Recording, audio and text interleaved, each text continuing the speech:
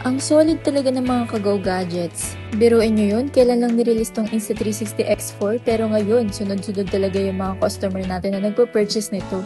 Tulad ni ma'am na napaka-astig, na-update lang siya sa ating page. So ayun, nag-purchase na rin siya dito ng Insta360 X4.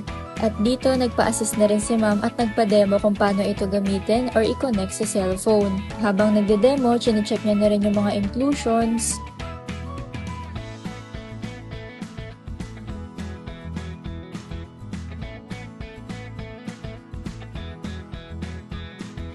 sana all, pang malakasang vlog talaga yung magagawa dito ni ma'am. Paano ba naman 80 resolution? No more sticky lens guard installation dahil meron na itong kasama sa loob na lens guard. And hindi siya ini-stick or dinidikit. Removable lang siya. At patapos na rin magpa-demo si ma'am. Thank you po sa pag-purchase ng X4. Thank you, Go Gadgets PH.